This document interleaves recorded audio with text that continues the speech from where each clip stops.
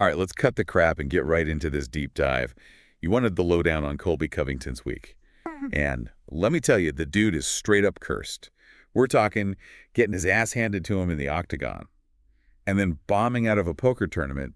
Talk about a double whammy. It's almost like the universe decided to pile on this week. First, he gets a brutal beatdown from Joaquin Buckley at UFC Tampa, and then he gets knocked out of the World Series of Poker in the Bahamas. You really can't make this shit up. Let's start with the UFC fight, because holy hell, Buckley absolutely demolished him. Covington started slow, then got this nasty cut above his eye that just wouldn't stop bleeding, and ultimately the doctor had to stop the fight in the third round. Yeah, that cut was brutal. It was right above his eye. And the article mentioned the doctor warned him at the end of the second round that they'd have to stop it if it got worse. And of course, in the third, the ref called the doctor back, and it was game over. They said if the fight continued, Covington risked losing his eyelid. Damn, that's fucked up. And you know Covington the prick loves to talk shit. So getting taken down like that must have been a serious blow to his ego. Oh, absolutely. Especially since he's known for being this tough-as-nails fighter. You have to wonder how a loss like this, where a cut stops the fight, affects his mentality. Not to mention Dana White, the UFC president, said the fight might have continued if they were in Vegas instead of Florida. Apparently Florida is stricter when it comes to cuts and injuries in fights. Right. White said something about Covington being a dog and tough as nails, implying he could have pushed through. Yeah.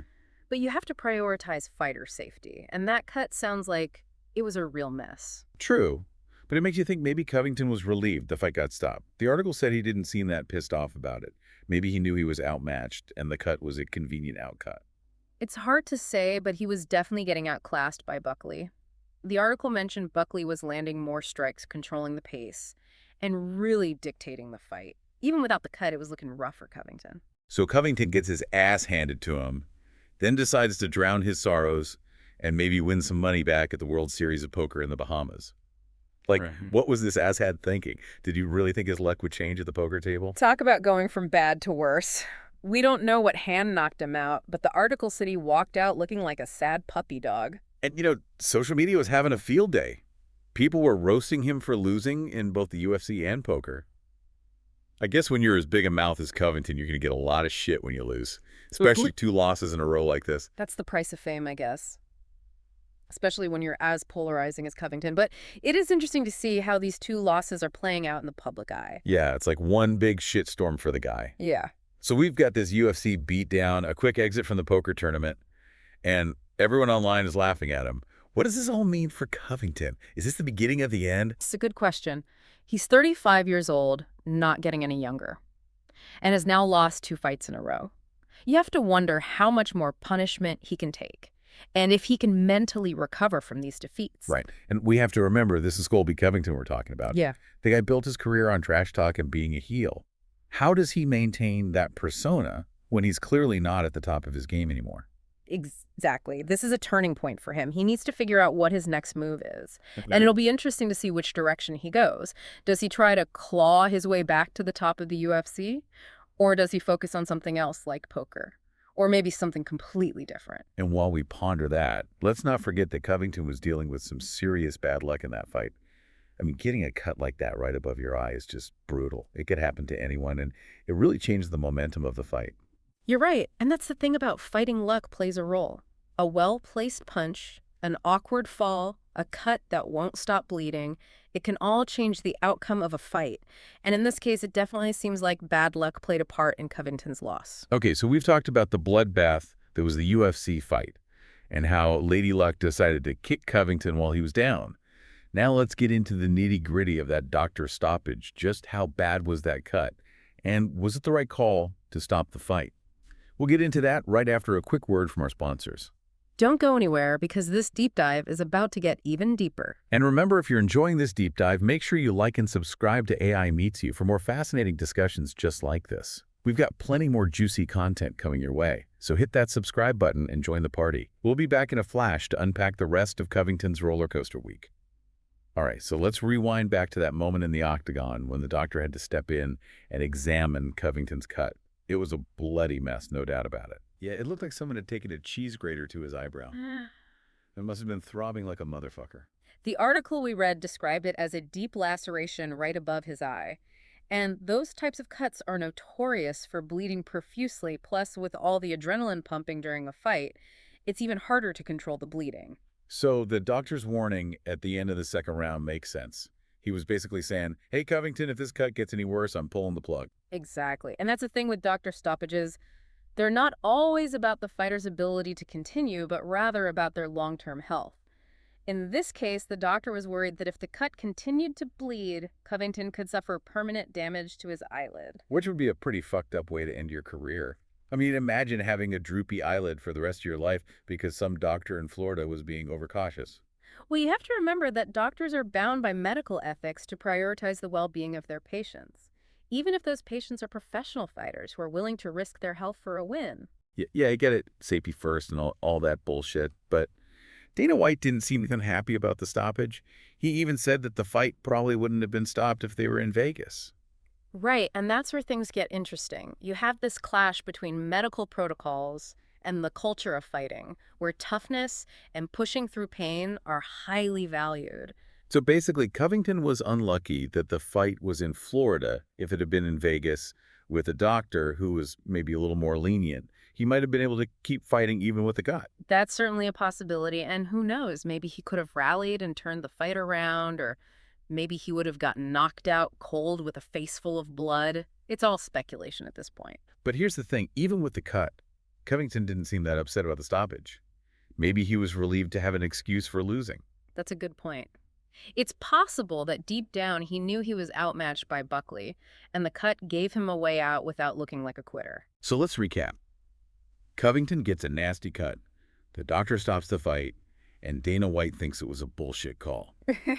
But maybe, just maybe, Covington was secretly thankful for the early exit. It's like a whole soap opera playing out in the octagon. It definitely adds another layer of complexity to an already dramatic situation. But hey, that's what makes MMA so damn entertaining, right? You're telling me, and speaking of entertainment, let's shift gears and talk about Covington's other big L this week, his quick exit from the World Series of Poker in the Bahamas. Seriously, this dude can't catch a break. Talk about adding insult to injury. It's like he went from one high-pressure, high-stakes environment to another and just couldn't handle the heat. All right, so picture this Covington, fresh off his UFC beatdown, decides to head to the Bahamas to play some high-roller poker. Maybe he thought he could drown his sorrows in a sea of chips and win back some of that lost pride. Or maybe he just wanted a distraction from the online roasting he was getting after the fight. I mean, Twitter was merciless. Oh, for sure. The memes were brutal. People were comparing his bloody face to a raw steak and his poker skills to a 5-year-old playing with Monopoly money. It was savage. But here's what I find interesting. Covington is actually a pretty decent poker player. He streams on Twitch, and from what I've seen, he knows his way around a deck of cards. This quick exit from the World Series of Poker is kind of surprising. It's not like he's some random dude who wandered into a casino and decided to try his luck. Exactly. He's got experience, he's got the competitive drive, and he's not afraid to gamble big. So what happened? Was it just bad luck, a string of bad beats, or was something else going on? Maybe the UFC loss rattled him more than he let on. Maybe he went into the tournament with a defeated mindset and couldn't focus on his game. It's definitely a possibility. We know that mental toughness is crucial in both fighting and poker.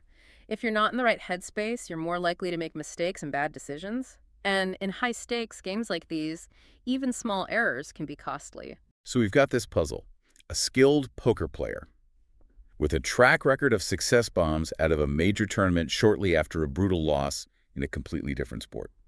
It's a fascinating question, and one that we might not have a definitive answer to, but it speaks to the interconnectedness of our experiences and how even seemingly unrelated events can have a ripple effect on our lives. All right, so we've got this UFC beatdown, a poker faceplant, and a whole lot of online mockery. Where does Colby Covington go from here? Is this the beginning of a downward spiral, or can he turn things around? We'll dive into that right after a quick word from our sponsors. Stay tuned. And don't forget, folks, if you're enjoying this no-holds-barred deep dive into the world of Colby Covington, make sure you subscribe to AI Meets You for more juicy discussions just like this one. Hit that subscribe button and join the party. We'll be back in a flash to wrap things up and explore what the future might hold for this controversial fighter. All right, so we've dissected the bloodbath that was the UFC fight, pondered the mysteries of the poker table, and witnessed the internet roast Covington alive. The big question now is, what's next for this guy? Is this the end of the road? Or can he bounce back from this shitstorm? That's the million-dollar question, isn't it? On one hand, he's 35, coming off two major losses, and his body has taken a serious beating over the years. It's got to be tough to stay motivated when you're constantly getting punched in the face. And let's not forget the mental aspect of it all. Mm. Covington built his entire persona on being this cocky, undefeated trash talker. How do you maintain that image when you're getting your ass handed to you left and right? Right, that whole chaos persona he's cultivated might be harder to sell when he's not backing it up with wins. People buy into the hype when you're on top, but they're quick to turn on you when you start slipping. So does he try to change things up? Tone down the trash talk, maybe focus on his fighting skills instead of the theatrics? He could, but that might alienate the fan base he's built. Yeah. It's a tricky situation. He needs to find a way to evolve without losing his identity. And then there's the question of his fighting style. He's known for his relentless pressure and high output. But that takes a toll on your body, especially as you get older. Maybe he needs to adjust his strategy to be more efficient, pick his shots more carefully. Absolutely. He can't keep relying on that same old grind if his body isn't holding up. He needs to be smarter, more strategic, maybe even incorporate some new techniques into his game. So he could adapt his fighting style, try to reinvent his persona. Or maybe he just says, fuck it, and focuses on something else entirely. There's always that option. Maybe he goes all in on poker, becomes a full-time streamer, or even explores other opportunities outside of fighting. He's got the name recognition, the personality, and the hustle to make something happen. He could even write a book. Colby Covington's Guide to Talking Shit and Get Your Ass Kicked. I'd buy that. I'm sure it would be a bestseller, but in all seriousness, Covington is at a crossroads. He's got some tough decisions to make, and it'll be interesting to see what path he chooses. One thing's for sure, this ain't the last we've heard of Colby Chaos Covington. Yeah. He's too loud, too brash, too damn entertaining to just fade away quietly. Absolutely, love him or hate him, he's a force to be reckoned with. And who knows, maybe this rough patch will light a fire under his ass and make him come back stronger than ever. Or maybe he'll just double down on the crazy and become an even bigger asshole. Either way, it's going to be a wild ride. So there you have it, folks. The tale of Colby Covington's week from hell, a brutal UFC loss, a poker faceplant, and a whole lot of online roasting, but like a phoenix rising from the ashes, we're sure he'll be back to stir up more chaos soon enough. And if you want to keep up with all the drama, make sure you subscribe to AI Meets You for more deep dives into the world of combat sports. Coker and whatever else catches our fancy history. Hit that subscribe button and join the party. We'll be back soon with more insights, analysis, and maybe even a few laughs along the way.